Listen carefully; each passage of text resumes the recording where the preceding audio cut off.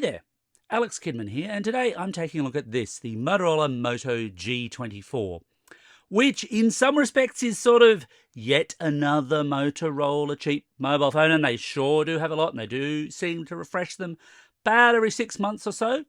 In some ways, that's a very fair criticism of this. It also sits in an interesting position because it's the middle child sandwiched between the cheaper Motorola G04 and the slightly more expensive Moto G34, which is often an awkward position to justify in price terms. You could save a bit and get the lower spec model, you spend a little bit more and get the higher spec model, so why would you buy this? Well, the answer, it turns out, is largely the battery, but there are a few other features that make this stand out. Let's get into them. So in design terms, the Moto G24 is built around a 6.6-inch, 1600 by 720 pixel, 90Hz capable LCD display, and that felt kind of familiar to me, and there was a reason for that, because it's the exact same screen you get on the cheaper G04. Like I said, standing out can be tricky for these budget phones. And this is a recipe that Motorola generally likes. You typically find 90Hz screens on them, for example, and that's a nice-to-have, not a must-have feature, more for things like web pages than gaming, but I'll get into performance in a little while. Now, the design suggests that it might be a metal body phone, but it's not. This is purely plastic with a metallic kind of effect. Here in Australia, you can buy it in matte charcoal, pink lavender, or ice green finishes, and obviously it's the ice green finish that Motorola sent my way. There's another colour, blueberry, which we're not getting here in Australia. Pity, I rather like blue phones, but I will say, green is not a common colour for phones, so if you like it, this is one of your options. And it's not a bad visual design, certainly, within this kind of price base, within what you've got to expect for what is still a budget phone. In terms of controls, on the right-hand side, you've got a combination power button and fingerprint reader. Thin little thing, as they tend to be, but it's worked well enough during my review period, sitting beneath a standard volume rocker. At the top, you get a standard 3.5mm headphone jack, and then on the left-hand side, you get the SIM card tray. Now, one nice feature here, which you don't see on every budget phone in this kind of price range, is that this is dual SIM plus microSD. So you do get a very long SIM card tray as a result, but you get that choice to have two SIM cards and expand the memory, not one SIM card and you can either have a second one or expand the memory, as is very, very common. Overall, the build quality is totally fair for a budget phone. Motorola knows what it's doing here, really. It does this kind of thing fairly well. You're not getting huge water resistance. I'd certainly throw it in a case, and you do get a supplied plastic case within the box for the G24. Always nice to see. I'd throw it in there without a second's hesitation if I were you.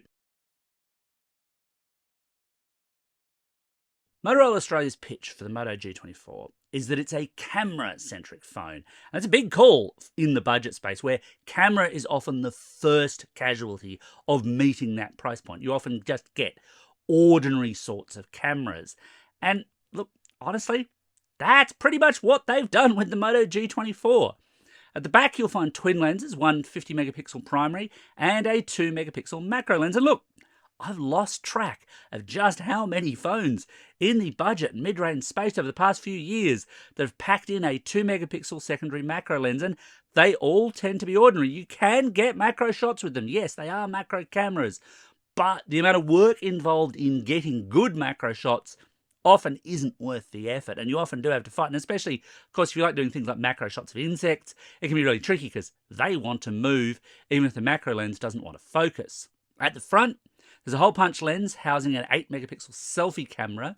Again, that's pretty average for a budget phone these days. Now, I should note, Motorola also has a variant of this phone called the G24 Power. And like most of Motorola's power suffix phones, that's mostly to do with battery capacity. But one curiosity there is that the G24 Power appears to have a 16-megapixel selfie camera. Now, Motorola Australia has not announced the G24 Power. I've not tested that. I can't really talk about comparatives there. Theoretically, yes, you might get a slightly better selfie out of it, but I will point out that camera quality is far more than just a megapixel count kind of game. Now, the G24 is an upgrade over the cheaper G04 in camera terms, and it does show in what I was able to shoot with it. It is a slightly more pleasing phone, but it's still resolutely a budget phone. throw it into more challenging situations, fast-moving subjects or low light, and it struggles just like any other budget camera phone. You do get an ability for digital zoom, but it's not spectacular. To give you an example of this, on my recent EV trip between Sydney and Adelaide, stopped off in Bendigo at the Wool Mills and took a couple of idle snaps of some nearby trams. So here's a shot of the tram just off the standard 50 megapixel lens, which of course you would expect to be about as good as it could be. This was daylight hours after all. And then finally, here's the shot at 4 times magnification, and it's definitely losing it. I think capping it off at 4 times is smart because anything more than that and the cracks really will start to show. But zoom is limited on this phone. Now, that's not a huge surprise. Expecting actual telephoto zoom in a $229 phone, that would be a huge surprise. That's not really going to happen. Ultimately, this is a fairly average camera. That's the story here.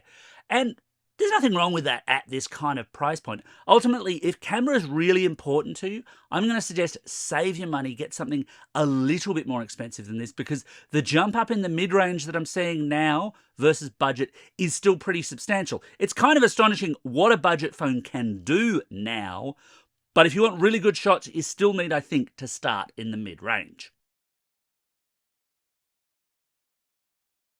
In terms of performance, look, these lower-end phones all tend to use the same 2 or 3 processors, low-end processors to keep the price low.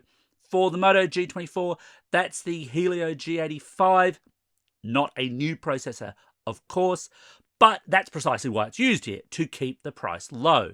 In Australia, Motorola pairs the Helio G85 up with 4GB of RAM and 128GB of storage, of course, expandable via microSD, and Android 14. And all of that's perfectly acceptable, not world-shaking, but perfectly acceptable for a phone in this kind of price bracket. And I got perfectly expected benchmark results out of it.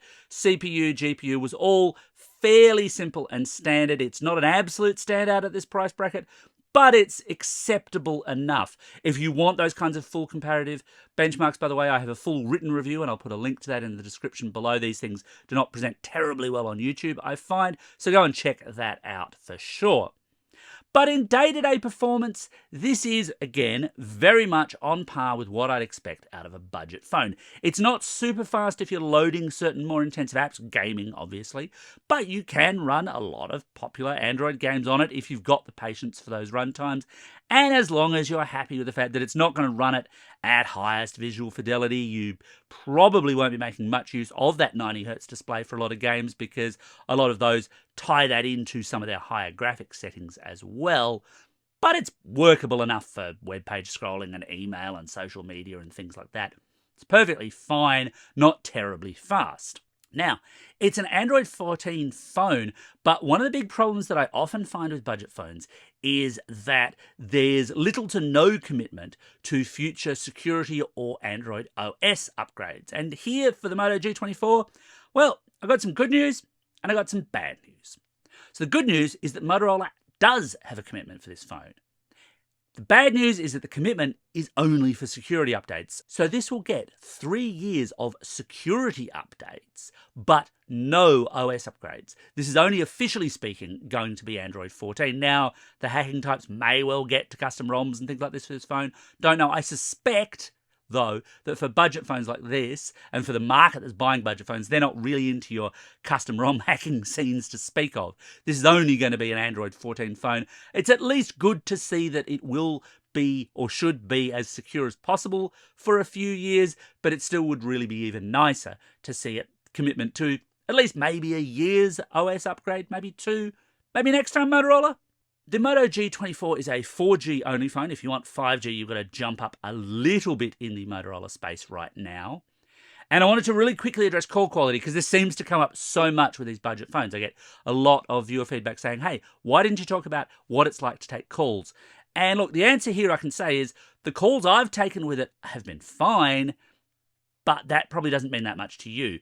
And here's why I can say that.